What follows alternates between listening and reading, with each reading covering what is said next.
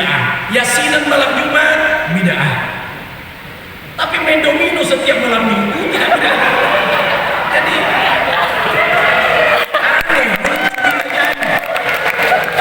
aneh lucu benar. Alhamdulillahirabbil alamin. Wassalatu wassalamu ala asyrafil anbiya'i wal mursalin sayyidina wa habibina wa syafi'ina wa maulana Muhammadin wa ala alihi wa sahbihi ajma'in fi kulli lamhatin wa nafasin adada ma wasi'ahu ilmullah. Wa ba'du. Kita sama muliakan alim pimpinan Regurutan Kepala Kantor Kementerian Agama Provinsi Sulawesi Selatan Al-Mukarram Kiai Haji Khaironi MSI, kepala-kepala bidan dan kepala seksi, bapak-bapak, ibu-ibu, seluruh yang hadir tanpa kecuali semuanya saya hormati, saya muliakan. Islam pendatang lama di bumi Indonesia ada dua, NU dan Muhammadiyah. Kalau bukan NU Muhammadiyah, kalau bukan Muhammadiyah NU, ini pendatang lama di bumi Indonesia. Dan kekompakannya luar biasa. Jadi mengusir para penjajah bukan saja santri di kalangan NU, tapi juga di kalangan Muhammadiyah. Pelaksanaan ibadahnya sama, semua takbir angkat tangan, dan posisi tangannya NU dan Muhammadiyah sama. Semua angkat tangan ketika takbir, Allahu Akbar. Namun akhir-akhir ini muncul Islam pendatang baru di bumi Indonesia. Takbirnya bukan diangkat lagi, tapi di tengah saja ditarik ke belakang. Allahu Akbar. Itu pun dia taruh di atas di sini. Ini adalah pendatang baru di bumi Indonesia. Di cross check, kenapa taruh di sini tangannya? Dia jawab, da' yadaka ala sodrika. Letakkan tanganmu di atas dadamu. Ini dada, di atas dada berarti di sini. Nah, kalau anak santri beda antara ala dengan fo. Kalau ala itu rapat, kalau fo tidak rapat. Di situ kalimatnya ala jadi mesti rapat. Bukan di sini. Kalau di sini mau taruh dengan alasan letakkan tanganmu di atas dadamu, dada ini berarti di sini. Kalau begitu baca lagi lembaran selanjutnya, letakkan tangan kananmu di atas tangan kiri. Tangan kiri ini, tangan kanan di atasnya, berarti mestinya tangan kanannya di sini. Jadi mestinya begini, Allahu Akbar. Itu yang tepat. Malam ini disandingkan antara peringatan Hari Santri dan Maulid Rasulullah SAW. Di mana-mana memperingati lahirnya Rasul. Tidak pernah kita memperingati wafatnya Rasul. Ini adalah renungan buat kita semua. Kenapa tidak diperingati wafatnya Rasul? Yang ada peringatan Maulid. Maulid itu adalah tanggal lahirnya dan tempat lahirnya. Itu namanya Maulid. Kalau orangnya itu namanya Maulud. Kalau bapaknya namanya Wali. Kalau ibunya namanya Walidah. Beda walid dengan wali walidayya, kedua orang tua. Kemudian abun itu beda. Jadi kalau ada hadis, ini anak santri ini, ada hadis, ada orang bertanya kepada Rasul, ya Rasul, seperti apa bapakku di akhirat? Qala, berkata Rasulullah, inna abi wa abaka finnar. Sesungguhnya bapakku dan bapakmu di neraka. Rawahu Muslim, hadis yang diriwayatkan oleh Muslim. Nah, ini hadis perlu dikaji ulang karena di situ kata-kata abung. Abung itu tidak mesti yang melahirkan. Dan bagaimana bisa bapaknya Rasul masuk neraka sementara Rasul baru dihamilkan, bapaknya sudah tidak. Jadi hati-hati yang nyantri. Boleh jadi yang dimaksud di situ abung adalah Abu Lahab, boleh jadi Abu Lahab. Karena Abu Lahab itu pamannya Rasul. Jadi jangan dipahami bahwa Abdullah. Kemudian anak santri tidak perlu diceramahkan yang seperti itu. Apa manfaatnya? Yang diceramahkan bahwa bapaknya Rasul masuk neraka, astagfirullah. Apa manfaatnya? Apa bisa memperbaiki karakter? Bisa memperbaiki moral? Maka bersyukurlah anak-anak yang nyantri di pesantren bisa mempelajari yang seperti itu. Apa bedanya abung, bapak dengan sama kalau berdoa Rabbi ghfir wali walidayya wali. Apa bedanya? Kalau abu tidak mesti yang melahirkan, bapak. Tapi wali walidayya, kedua orang tua itu yang melahirkan.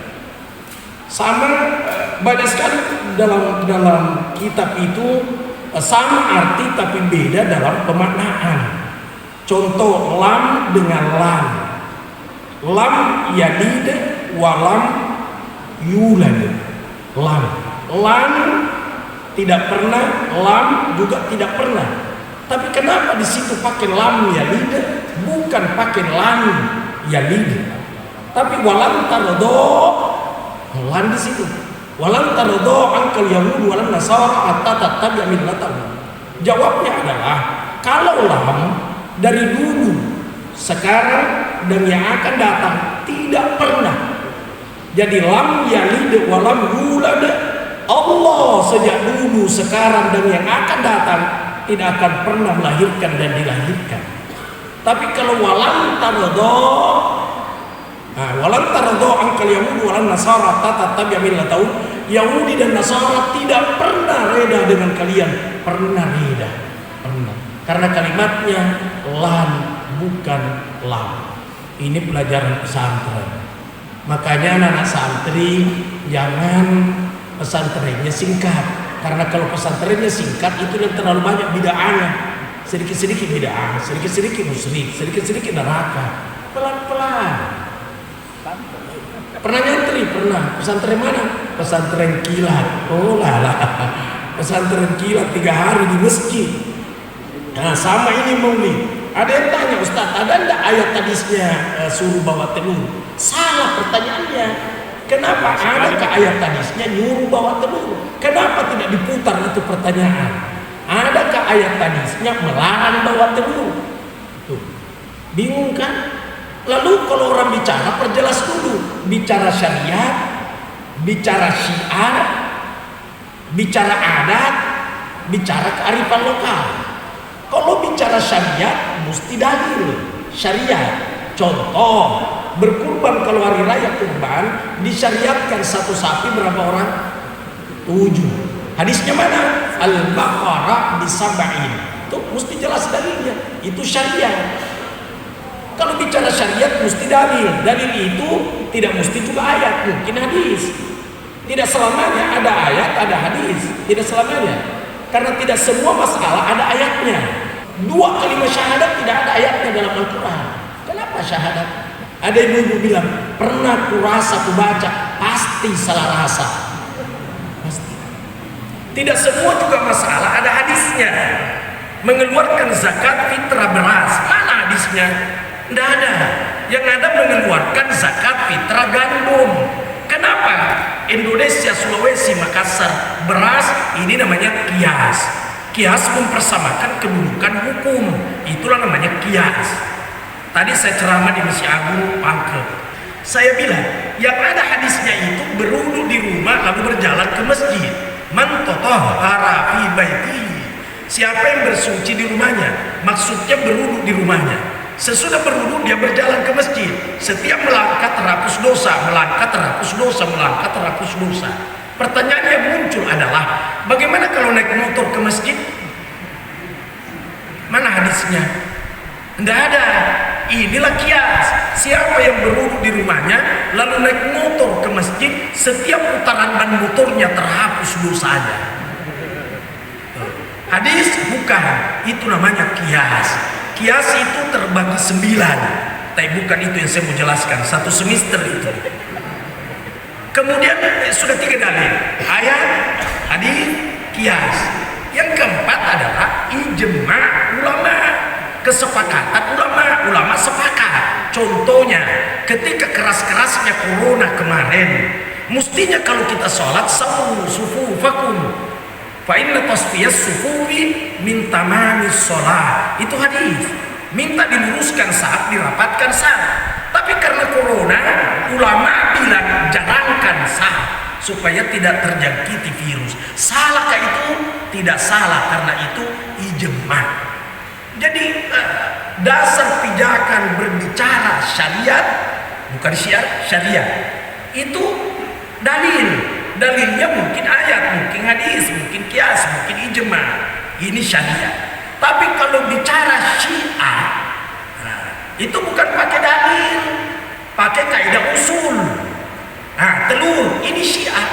Apa itu Syiah? Promosi.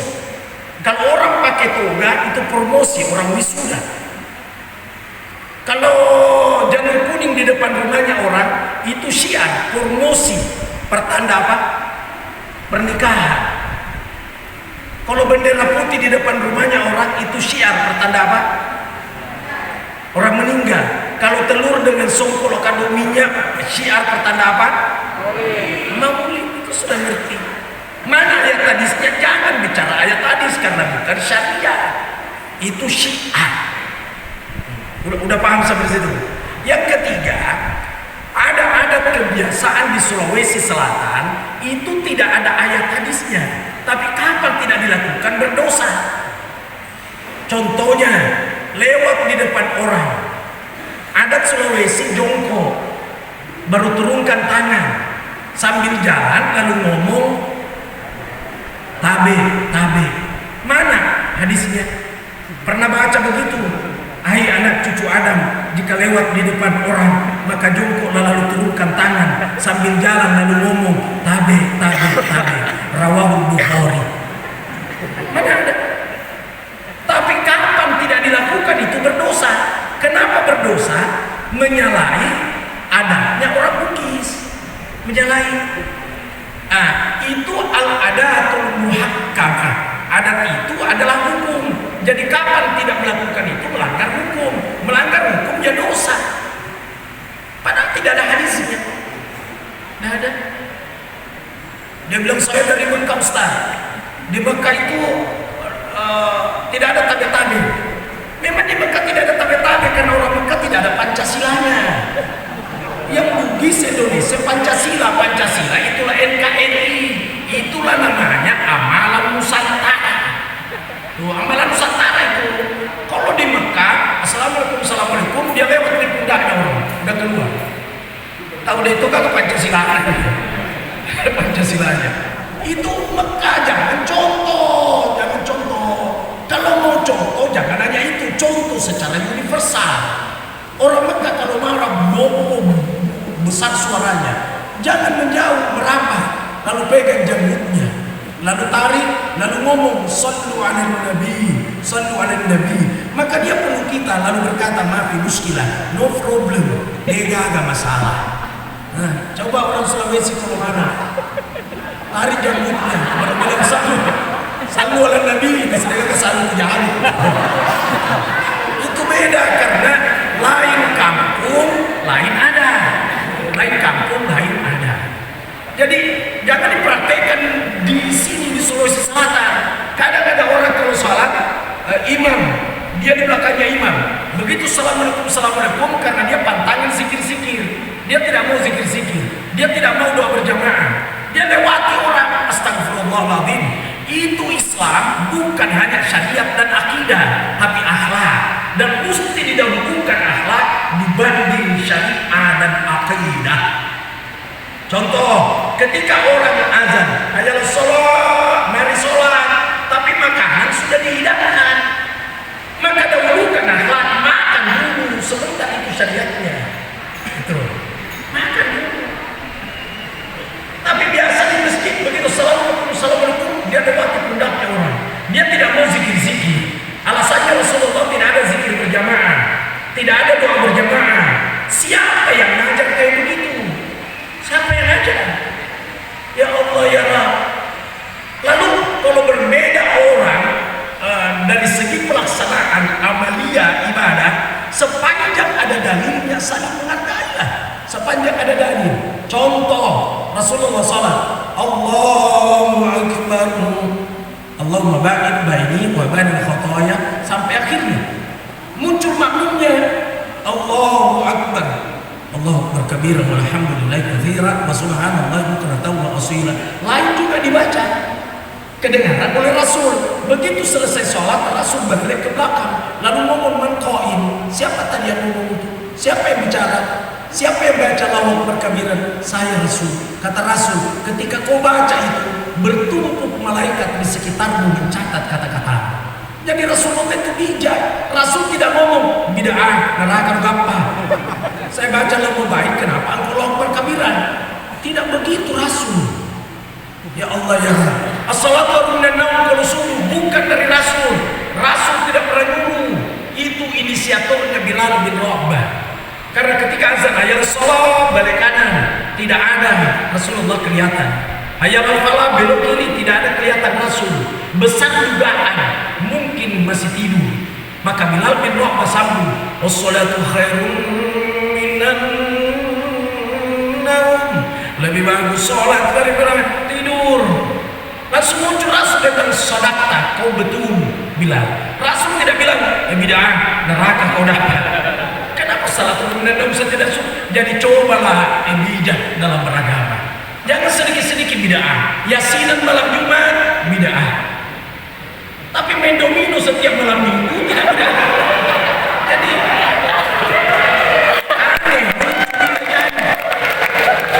aneh lucu benar. Kemarin saya di Mesir Raya apa? Ada Ustaz, kan sebelum dimulai acara ceramah baca barasanji dulu, baca barasanji.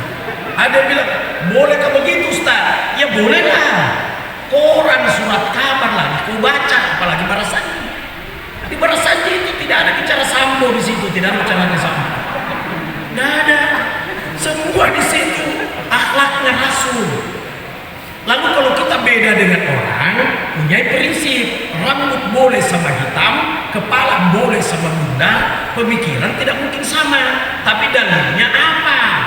Kalau sudah pada ada dalilnya, beda ulama di atas, silakan melakukan. Bagi yang bukan ulama, ikutilah. Contohnya, contoh lagi, Imam Malik berpendapat dalam kitab Al-Muwatta bahwa sesudah berwudu suami istri lalu sentuhan itu tidak batal wudu. Alasannya Rasul sudah berwudu, dia cium istrinya. Sesudah dia cium istrinya, dia pergi sholat, berarti tidak batal. Itu Imam Malik. Imam Syafi'i dalam kitab lain lagi, dia bilang itu batal. Padahal Imam Syafi'i murid daripada Imam Malik. Kenapa Imam Syafi'i berkata batal dan Imam Malik berkata tidak batal? Alasannya masing-masing. Imam Malik alasannya Rasul sudah berwudu, dia cium istrinya, berarti tidak batal. Imam Syafi'i dia bilang tunggu dulu, siapa istrinya Rasul yang dicium? Karena Rasul kan banyak istrinya, 9. Janda lagi. Jadi yang mau mengikuti sunnah mesti nikah janda.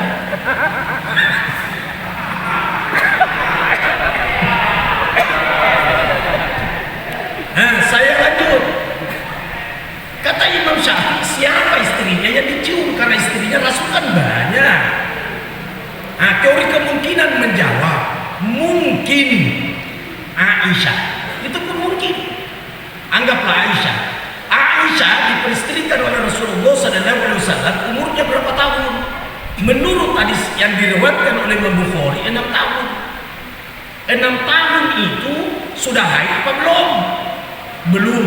Pertanyaan terakhir, adakah Rasulullah mencium istrinya Aisyah sesudah dapat haid apa belum dapat haid? Tidak ada yang jawab sampai malam ini. Maka berkata Imam Syafi'i, saya mau berwudu pula. Nah, muncul pendapatnya Imam Hanbal bahwa di riwayat lain Rasulullah SAW sholat di rumahnya karena rumahnya kecil yang di umurnya sekarang. Begitu sujud dia pindahkan kakinya istrinya, lalu meneruskan sujudnya. Berarti tidak batal. Berkata Imam Syafi'i, tunggu dulu. Rasulullah pindahkan kakinya istrinya baru sujud. Di saat kaki itu dipindahkan, adakah disentuh langsung kaki itu dipindahkan, atau ada kain di atasnya baru dipindahkan? Tidak ada juga yang jawab sampai malam ini. Disentuh langsung atau ada kain? Tidak jelas. Maka Imam Syafi'i berkata, biarlah saya berwudu. Nah, perbedaan-perbedaan seperti ini terserah kita yang bukan ulama, kemudahan buat kita. Dan mereka itu pada semua ada dasarnya, ada dalilnya. Nah, saya kembali lagi. Kenapa Rasul tidak diperingati wafatnya? Ini penting juga anak santri tahu. Yang diperingati lahirnya, wafatnya Saya belum pernah ada yang undang Ustaz acara peringatan wafatnya Rasul. Jawabnya adalah tidak perlu diperingati wafatnya karena Rasul seakan-akan tidak wafat. Dibuktikan hadis berbunyi, man shalla alayya, siapa yang berselawat kepadaku, raddallahu ruhi fi jasadi, Allah mengembalikan rohku di jasadku. Berarti hidup. Dan tidak ada detik tanpa orang baca selawat. Berarti kalau begitu tidak mati-mati. Makanya yang diperingati kelahirannya, tidak perlu diperingati wafatnya. Satu alasan. Alasan kedua, kalau orang berangkat ke tanah suci, berangkat umroh, kalau Pak Dr. Ali Yafi berangkat umroh, mendekat ke Rasulullah SAW, dia mengucapkan salam bukan assalamualaikum ya ahlal kubur. Yang pemateri-pemateri manasik di sini pernah tidak mengajarkan bahwa mendekat ke makam Rasul assalamualaikum ya ahlal kubur? Tidak ada. Tapi assalamu alaika ya Rasulullah, assalamu alaika ya Nabi Allah, assalamu alaika ya Habib Allah wa rahmatullahi wa barakatuh. Menurut ilmu bahasa Arab itu kaya namanya dhamir mukhatab, lawan bicara, berarti ada di depan kita. Dua alasannya. Yang ketiga, kalau orang berangkat umroh, mau kemana? Pergi umroh ke Madinah ya? Tolong sampaikan salamku kepada Rasulullah. Tuh berarti orang itu mau kemana? Mau ke perkuburan Macanda, sampaikan salamku ke nenekmu. Tidak ada. Tapi kalau Rasul orang menitip salam, itu pertanda seakan-akan tidak wafat. Cuma tidak nampak karena alamnya namanya alam rahasia. Maka ilmu yang dipakai untuk mengkaji lebih dalam adalah ilmu rahasia. Kalau saya terangkan, bukan lagi rahasia namanya. Jadi diam saja. Itu namanya rasa. Kalau saya bilang gula itu manis, bagaimana manisnya gula?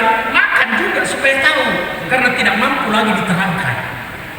Jadi tidak perlu diperingati wafatnya Rasul karena Rasul seakan-akan tidak wafat. Ketemu lagi jawabannya. Dan peringatan Maulid itu dalam bentuk ceramah nanti sekitar 300 tahun sesudah Rasul wafat, diprakarsai oleh Malik Muzaffar Abu Sa'id. Yang melatar belakangi adalah sudah mulai muncul kebobrokan moral. Laki menyerupai perempuan, perempuan menyerupai laki, murid menantang gurunya, guru menganiaya muridnya, istri berani maki-maki suaminya. Oi istri-istri, kalau mau selamat jangan terlalu banyak bicaranya kepada suaminya. Suaminya 2 bicaranya, dia 17. Apa cek. Oh lah. Oi dengarin. Itu suami sedikit bicaranya itu. Sedikit juga bajunya. Yang banyak bajunya istri-istri. Saya lanjut. Kembali lagi, jadi Rasulullah seakan-akan tidak wafat, diperingatilah lahirnya. Kalau ini telur, hanya hiasan. Tapi ini muncul di Sulawesi ini. Islam masuk di Sulawesi itu kan nanti tahun 1603. Itu Masjid Katangka 1603. Coba cross check besok, lihat di sini. Tapi dia bilang kenapa Islam 1605? Itu resmi diterima oleh Raja Goa, namanya Maningkan Dainun Karai Marundia, yang digelar Sultan Alauddin. Masjid itu namanya Langkara. Coba pergi tanya sih, Langkara. Kenapa namanya Langkara? Karena masjid itu awalnya ditempati mengajar silat. Mengajar silat. Di saat orang main silat mesti melangkah, dan guru silatnya itu adalah Arab. Jadi langkah Arab. Dia bilang Langkara. Itu tahun 1603. Resminya Islam diterima 1605. Jadi belum seberapa tahun di Sulawesi. Nah, Maulid ditandai dengan telur. Telurnya itu adalah telur ayam. Bicarogina telur mani. Ditampilkan songkol warna hitam. Itu pertanda kami gelap karena bergeliman dengan dosa. Tapi tolong isi hati kami dengan iman. iman itu amanu, maka ditampilkanlah 10 kardus minyak beras ketan warna hitam, dan di tengahnya itu ada telur ayam, telur manu. Jadi amanu telur manu.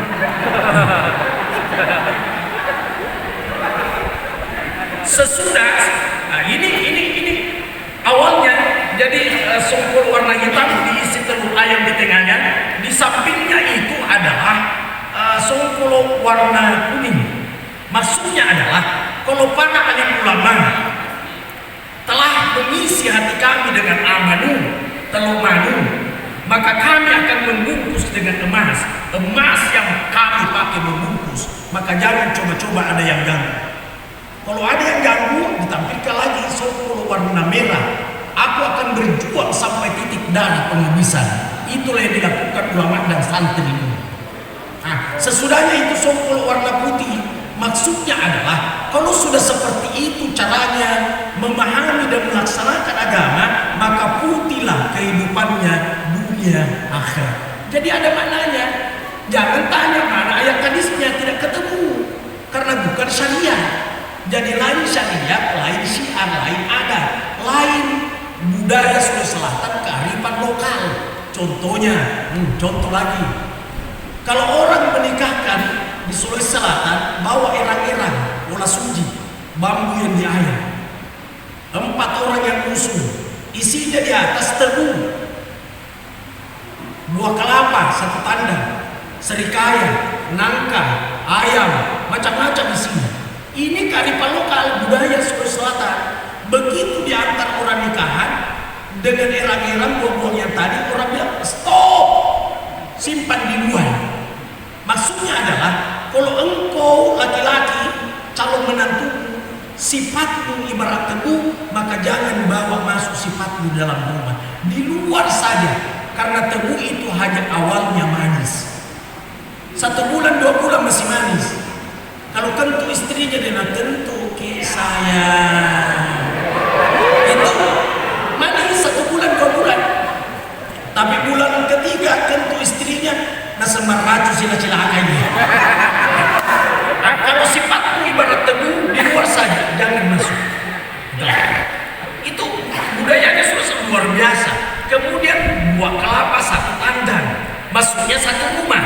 Kalau engkau bersifat ibarat kelapa, di luar juga jangan masuk, karena kelapa itu 1 tandan, 1 rumah maksudnya, tapi tidak saling memberi air. Dia sendiri yang tidak pernah diberikan oleh tetangganya, serumahnya. Maka di luar, yang begini jangan cari mana ayat hadisnya, pasti tidak ketemu. Jadi nanti orang bicara ayat hadis, kalau bicara syariat, bicara adat bukan ayat hadis, kaidah usul. Kapan kaidah usulnya tidak menyalahi dalil? Al aslu fil asya'i ibahah hatta yadullu dalilun tahrimi. Pada dasarnya sesuatu itu boleh kecuali ada dalil menunjukkan keharaman. Sekarang ada enggak dalil itu ayat hadis kias ijma? Ada enggak salah satunya berkata haram bawa telur muda? Ada enggak? Tidak ada, berarti boleh. Ada enggak berkata haram bawa kandung minyak? Tidak ada, berarti boleh. Itu kaidah usul, bukan ayat hadis. Nah sekarang orang-orang terkadang mengkritisi, selalu dia nanya mana ayat hadisnya? Ya Allah ya Rabb, kalau tidak ada hadisnya gimana? Ini bukan syariat. Lalu bijaklah dalam beragama. Coba Rasul itu tidak otoriter. Dia tanya petani kurma, kurmamu ini biar kelihatan buahnya dengan indah, hilangkan daunnya. Kata petani kurma, kalau dihilangkan daunnya, justru bisa rusak buahnya. Kata Rasul, antum ma'alamu bi umuri dunyakum. Engkau lebih paham tentang duniamu, engkau lebih paham. Jadi Rasul orangnya tidak otoriter. Tidak otoriter. Tidak sama dengan kita sebagian memaksakan pendapat. Tapi saya rasa santri-santri itu karena belajar kitab kuning, belajar adab, saya rasa tidak seperti itu. Kecuali kalau pesantren kilat di masjid 3 hari, mungkin inilah yang sedikit-sedikit bid'ah, sedikit-sedikit musyrik, sedikit-sedikit adalah neraka. Ya Allah ya Rabb, Terlalu banyak kita lakukan di masa Rasul tidak ada. Nah, dia bilang urusan agama saja Ustaz. Khutbah Jumat itu urusan agama. Khutbah Jumat. Agama itu bukan urusan dunia itu. Tapi kita berkhutbah di Makassar kan pakai bahasa Arab, bahasa Indonesia, bahasa Bugis. Terlalu banyak bahasa. Dan Rasul tidak pernah melakukan itu. Berarti bid'ah kan? Berarti bid'ah. Kenapa dengarkan khutbah? Kemudian baca Quran. Quran yang beredar itu Quran bid'ah. Kenapa di masa Rasul tidak seperti itu? Ini juga agama.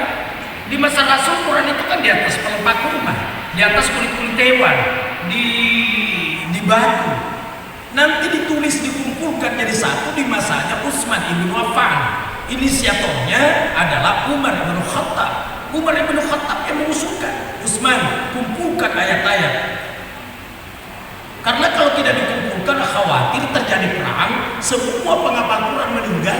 Bagaimana 1004 tahun yang akan datang di Makassar? Bagaimana orang mau belajar Quran? Kata Utsman, siapa yang tulis? Yang paling bagus tulisannya Sa'id bin Sabit. Sa'id. Kalau orang Bugis, Saida. Kalau Saida, kau tulis Al-Quran. Kata Sa'id, Allah, demi Allah, kalau Umar menyuruh saya pindahkan gunung itu ke tanah lapang, saya lakukan. Rasul tidak pernah nyuruh.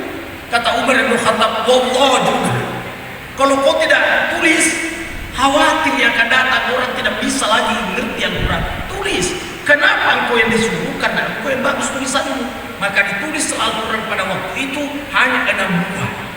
Saya sudah pernah lihat di Madinah, pernah saya lihat di Turki, pernah saya lihat di Uzbekistan, dan itu tidak bisa dibaca. Karena kalau sin kan 3 giginya. Bagaimana membedakan antara sa dengan syah? Itu syah nanti ada titik 3 di atas, dan di masa Rasul tidak ada titiknya. Ta titik 2 di masa Rasul tidak ada titiknya. Titik 2 di bawah namanya ya, tidak ada di masa Rasul. Nun titik 1 tidak ada. Kapan ada? Nanti sekitar 600 tahun kemudian yang memberikan syakal, yang memberikan garis namanya Abu Aswad Ad-Duali. Lebih tidak lagi. Jadi yang dibaca itu Quran bidah. Kenapa baca?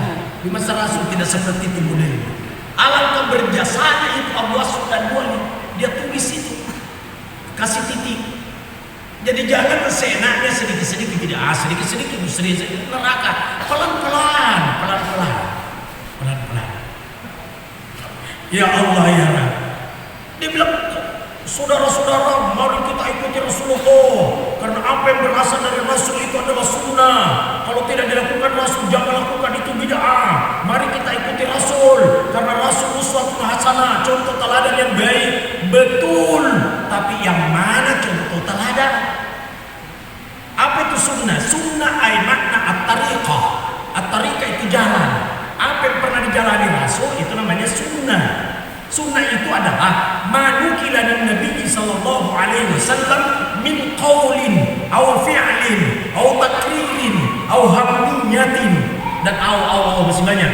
Apa yang dinukilkan dari Rasul, disandarkan dari Rasul, bersumber dari Rasul, itu namanya sunnah. Bicaranya Rasul sunnah, perbuatannya Rasul adalah sunnah, diamnya Rasul adalah sunnah, cita-citanya Rasul adalah sunnah. Cita-cita itu contohnya, la in baqaitu ila qabilin la asmanna tasi'ah. Kalau saya masih hidup tahun depan, maka aku akan puasa tanggal 9 Muharram, bukan hanya 10-nya. Tapi ternyata tidak hidup lagi. Ini namanya sunnah ahamiyah. Perbuatannya Rasul itu sunnah, tapi tidak semua mesti diikuti. 9 istrinya Rasul itu sunnah itu Pak. Contoh itu ke sunnah. Kata ibu coba nih, tanya ke sunnah makan apa? Sunnah yang dihukumkan haram buat umatnya. Rasul boleh menikahkan anaknya orang tanpa memberitahu orang tuanya. Nanti sudah dinikahkan baru berkata, jemput istrimu, sampaikan abahnya kalau aku telah menikahkan engkau dengan anaknya. Bagi Rasul boleh, bagi kita haram. Contohnya, contoh lagi, ada di masa Rasul namanya Sa'ad Sulami. Sa'ad, kau bicara gina lah sadar. Orang sadar, ya Rasul, kau udah nikah belum?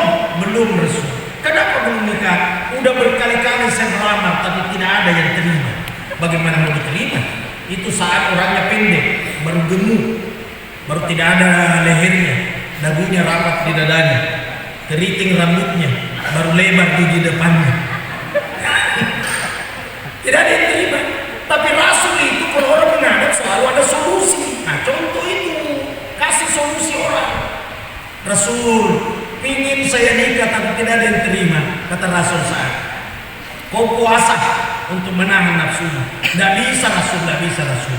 Tidak bisa ya, tidak bisa Rasul. Bagus. Abu Bakar, Umar, Utsman, Ali. Itu anaknya Abu Wahab sudah bersuami belum? Si Atikah, Atikah belum, Rasul belum. Kata Rasul bagus.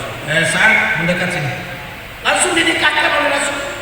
Wahai Sa'ad Sulami, saya nikahkan engkau dengan perempuan bernama Atikah binti Abu Wahab dengan mahar mas kawin ditanggung yang 4 ini. Abu Bakar, Umar, Utsman, Ali itu yang tanggung. Kata Sa'ad, saya terima nikahnya Atikah binti Abu Wahab dengan mahar mas kawin ditanggung yang 4 ini. Udah selesai. Kata Rasul, kau jemput di sini, sampaikan abangnya kalau saya telah menikahkan engkau dengan anaknya. Bagi Rasul boleh, bagi kita haram. Jadi tidak semua itu sunnah mesti diikuti.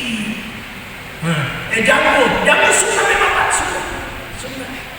Tapi Amirul Amri tidak terjadi. Karena kalau hanya 5 lembar, 2 merah, 3 putus, lebih bagus sekali saya bersihkan. Tapi Bapak mau berjangkut, silakan. Mari kita saling menghargai. Ya karena sunnah itu kan banyak, bukan hanya satu, bukan hanya jangkut. Hadis itu banyak, bukan hanya satu. Kullu bid'atin dolalah, wa kullu dolalatin finnar, bukan hanya itu. Nah ini terakhir ini. Itu kata-kata kullu kadang diartikan semua, kadang diartikan sebagian, kadang diartikan hampir separuh, kadang diartikan hanya 2. Itu kullu. Jadi kalau bilang orang kullu bid'atin dolalah, semua bid'ah dolalah, sesat, ada yang tidak sesat. Sama kalau bapak-bapak guru ngomong di kelas, semua malas, adalah ada yang tidak malas di sini. Semua nakal, adalah ada 3 yang nakal. Nah, begitu juga kullu. Inilah yang perlu dikaji di pesantren. Makanya anak pesantren yang hadir, yang dari pesantren At-Taqwa dengan MDIA Muntoala, jangan berhenti sebelum tamat aliyah. Nanti tamat aliyah lah baru berhenti. Karena sekarang ini anak santri bisa jadi polisi, bisa jadi tentara.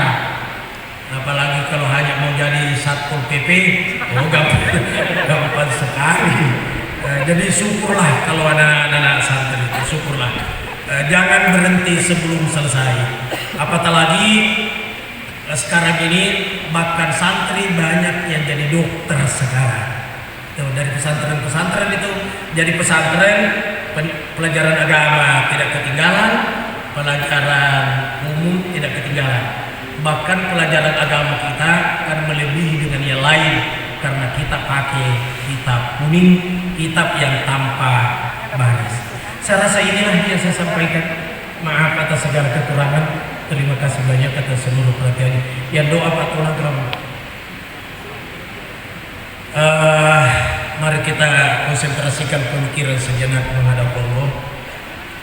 Fatihah itu doa apa? Fatihah itu doa. Afdalul doa, alhamdu sabda afdal doa dan alhamdu. Maka kita memohon kepada Allah dengan berkat suratul Fatihah dan kemuliaan Rasulullah Muhammad SAW yang sakit-sakitan agar disembuhkan penyakitnya oleh Allah. Yang tidak cukup kebutuhan ekonominya agar Allah laparkan rezekinya halal barakah. Yang belum ketemu pasangan hidupnya agar Allah mempertemukan. Kenapa besar suaranya? Ya, agar Allah mempertemukan dengan pasangan hidupnya, jodohnya dengan orang yang bisa membahagiakan dunia akhirat. Yang belum pernah mensiarai Rasulullah di Madinah, di Raudhah, di Masjid Nabawi, agar Allah merezekikan untuk mensiarai 2 kali Makkah dan Madinah.